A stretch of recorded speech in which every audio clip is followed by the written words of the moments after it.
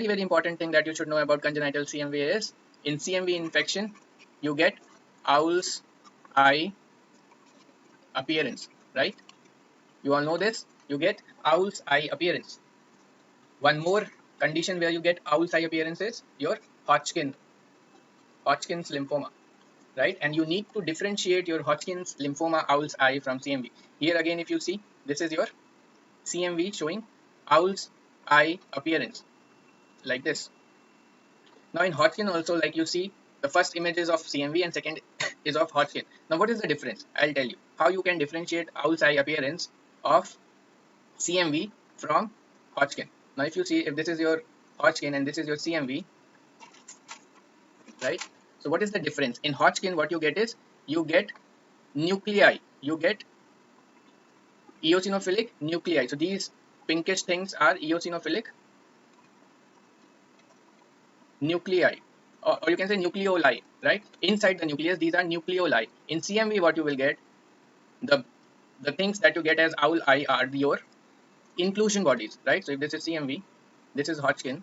So you should know, because this is something which is coming between the pathology and both. So nowadays the questions are related. So they can ask you, and you should know by seeing the histopathology. I'll tell you how you can differentiate between the Hodgkin and CMV owl's eye. So that is the whole purpose. In CMV, you will get the inclusion bodies. The eyes are the inclusion bodies, right? These are inclusion bodies.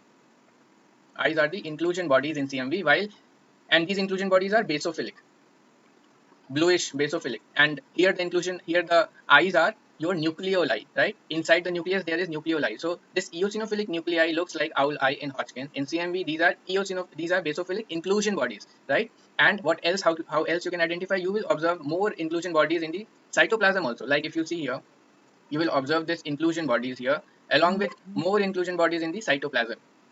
How and what else you can see is, there will be a perinuclear halo, like you can see here, right? So between the inclusion bodies and the nucleus, there will be a perinuclear halo in CMV. Like if you see this diagram, here also you will observe, this is your inclusion bodies inside the nucleus, and this is your perinuclear halo, which will not be seen in the Hodgkin. So there is a perinuclear halo in the CMV.